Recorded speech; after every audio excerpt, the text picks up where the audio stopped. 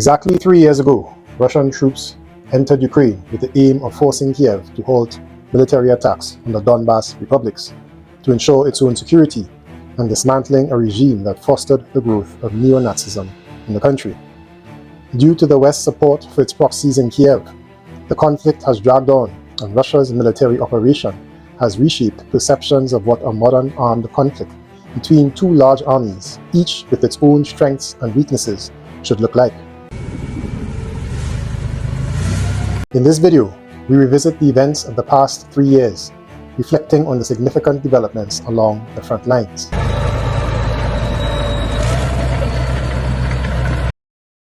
Russia's military operation started in the early hours of February 24th of 2022.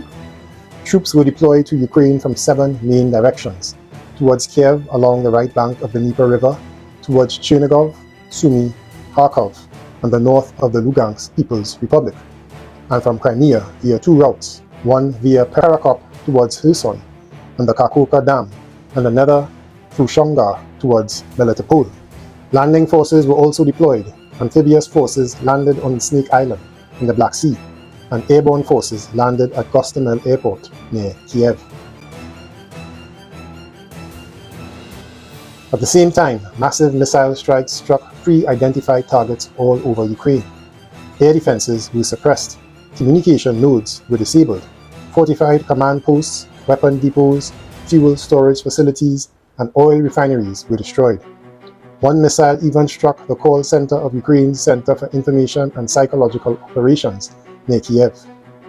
The militias of the then newly recognized Lugansk People's Republic and Donetsk People's Republic also actively fought. LPR militia advanced north, capturing territory alongside Russian forces, while DPR forces moved west from the Sea of Azov to Volnovakha in the direction of the Russian army. By March 2nd, through their joint efforts, the city of Mariupol had been encircled.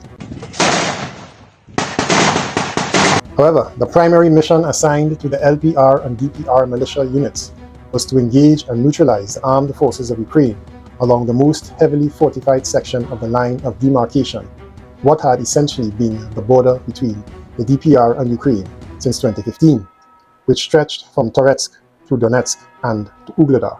Overall, the task was achieved.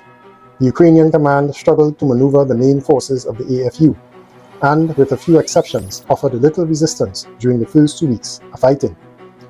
Among the exceptions were Kharkov. It remains unclear if there were plans to capture the city in the early days of the operation, but Russian forces left after brief street battles, and the area to the west of Kiev, particularly the triangle formed by Gostomel, Bucha, and Irpin.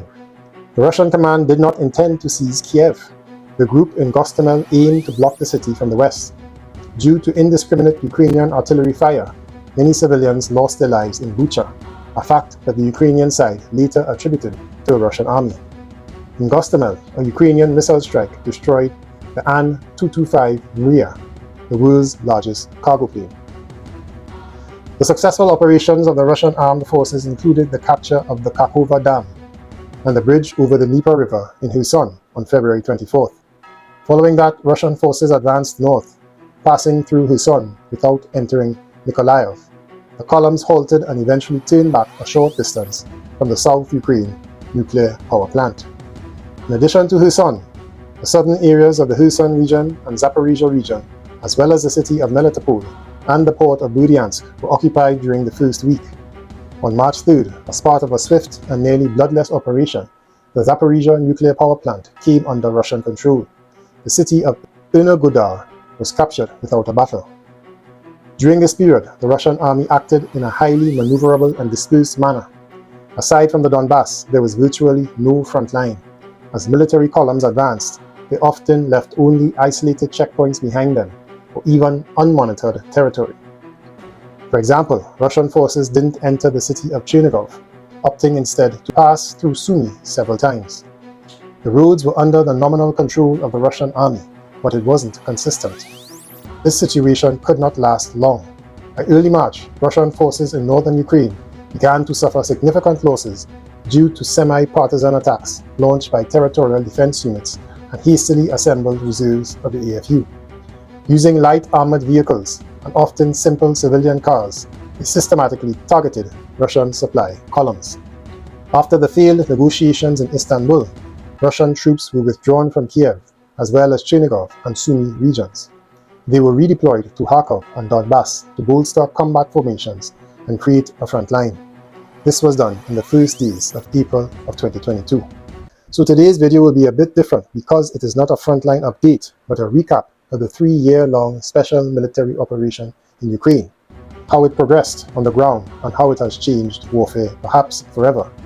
Videos like this do require a large amount of research, so I do appreciate any support I get, whether it be by joining the channel membership or leaving a super thanks donation. So now a quick shout out to my newest channel members, and let's get into it.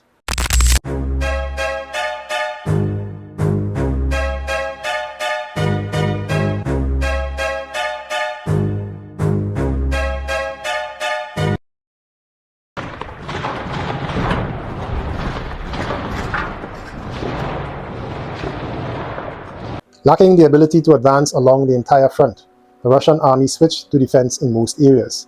Intense fighting erupted in the spring over the besieged city of Mariupol, which housed a garrison of some 20,000 Ukrainian troops. Half of them were part of the neo-Nazi Azov regiment that had controlled the city since 2014. The battles reduced Mariupol to rubble and culminated in the complete destruction of the nationalists' last stronghold, the Azovstal iron and steel works. By May 20th, the garrison of the steel works surrendered and over 2,000 neo-Nazis were taken prisoner. The battles in the city were over. Due to a shortage of personnel, the Russian military leadership was forced to improvise. The front sector north of Donetsk was handed over to the PMC Wagner, whose leader, Yevgeny Prigozhin, began recruiting volunteers, including convicts. At its peak, PMC Wagner boasted around 20,000 fighters, and during the spring and summer of 2022, they successfully stormed Popasnaya, Uglegorsk power station, and participated in battles with the cities of Lysychansk and Severodonetsk. During the same period, the Russian army found itself in a precarious situation. Mobilization efforts were ramped up in Ukraine, and the number of servicemen in the AFU grew dramatically. By fall, estimates suggested that the Ukrainian army was 2 or 3 times as large as Russia's, comprising approximately 500,000 to 600,000 servicemen, compared to Russia's 180,000 to 200,000 people.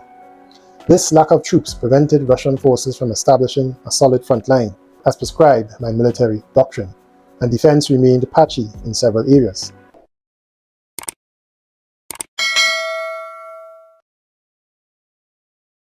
In northern Kharkov, it was there in September that the AFU launched its most successful operation. With Russian forces largely concentrated in populated areas, the AFU exploited light armored vehicles and even regular civilian cars to penetrate deep behind enemy lines.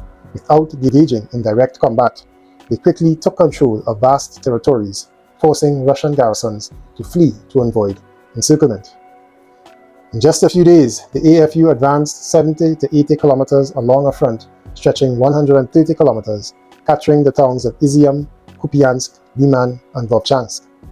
The AFU employed its tactical advantages, reconnaissance, effective communication, and a significant numerical superiority, up to 8 times greater in the direction of the main assaults, to the fullest.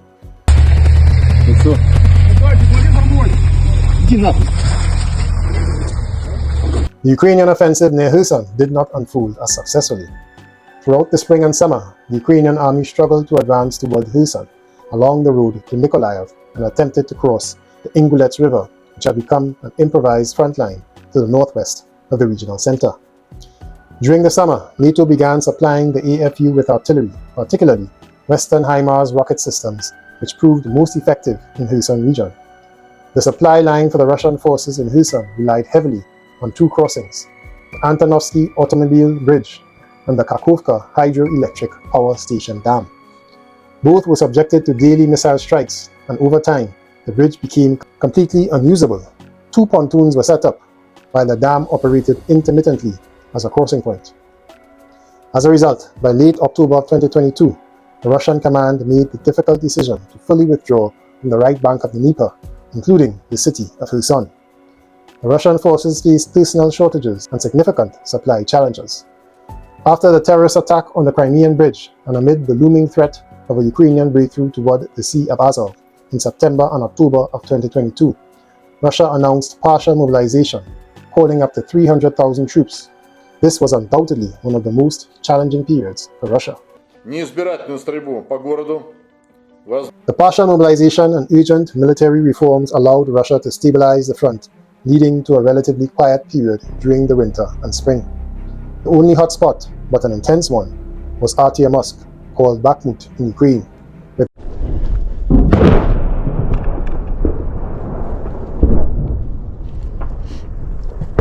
The bloodiest battles raged, earning it the grim nickname of the Bakhmut meat grinder. The main forces that operated there were Prigozhin's PMC Wagner. By mid-January 2023, they captured the important city of Soledar, after which battles for Artyomsk began. Bakhmut became the site of the first urban battles and set the stage for many other such battles across the Donbass. Initially, Artyomsk was surrounded on three sides, and Russian forces established fire control over the main roads leading into the city. This paved the way for PMC Wagner to launch an assault that would last nearly 3 months. By late May, Artyomsk was captured by the Russians. However, the hard-fought victory was overshadowed by a public confrontation between Prigozhin, the head of the PMC Wagner, and the Russian military establishment. In June 2023, Prigozhin attempted a so-called mutiny. As a result, the Wagner group was disbanded. Now, I did a deep dive on the Prigozhin march. It is now available in the channel membership, and a link will be posted in the end screen. As early as January 2023, Ukrainian command resolved to hold onto the fortress Bakhmut at all costs, a decision that drew significant criticism later on. The resources spent on sustaining a garrison in a city of little strategic value, along with efforts to break the encirclement through counterattacks, could have been more effectively employed in the south of Ukraine during the key battles of summer of 2023. Motivated by success from the previous fall, both Kiev and NATO now believed the AFU could inflict a decisive military defeat on Russia. The prevailing opinion was that the Russian army was a colossus with feet of clay and could be easily toppled by a strong single blow.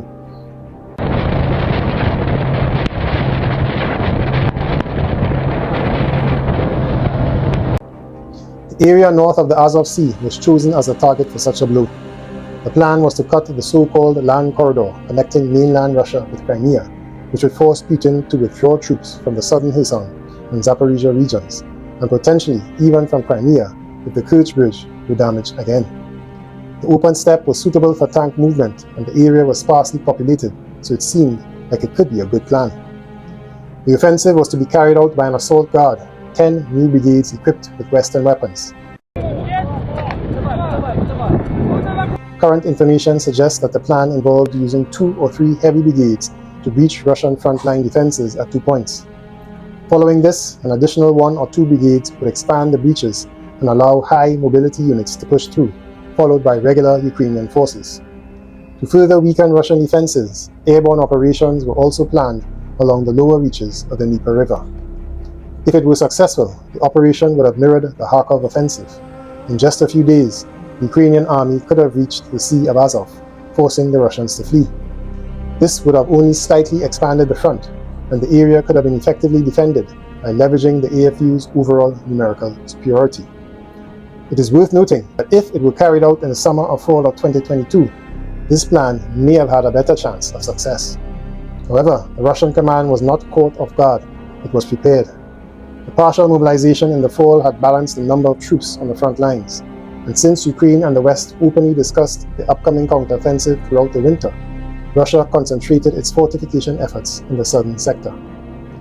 Throughout the winter and spring, Russian civil and military construction organizations built a defensive line that was 150 kilometers long and up to 50 kilometers deep, which became known as the Surovikin Line.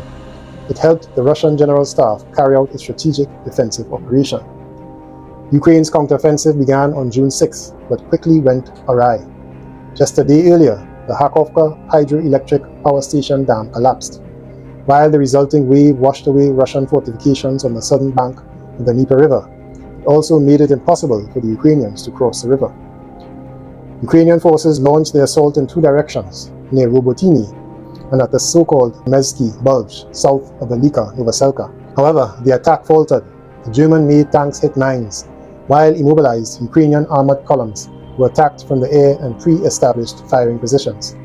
Footage of burning German-made tanks, followed by numerous images of destroyed British and French tanks, became a cold shower for Ukraine and its backers. But the counteroffensive did not end there. The Robotino area and the former Vermevsky Bulge soon became sites of intense fighting. With great persistence, Ukrainian forces pressed against Russian defenses, first with heavy breakthrough brigades, and then with lighter units intended to exploit any breaches and quickly move toward the Sea of Azov. However, in 4.5 months of fighting, the AFU couldn't breach the Surovikin line. They barely managed to advance on 2 narrow fronts, just reaching the first of Russia's 3 defensive positions. By October 2023, Ukraine's offensive had completely stalled. Ukrainian leadership and Western media were forced to face the stark reality: the counteroffensive had failed. And the notion that Russia could be defeated on the battlefield now looked ridiculous.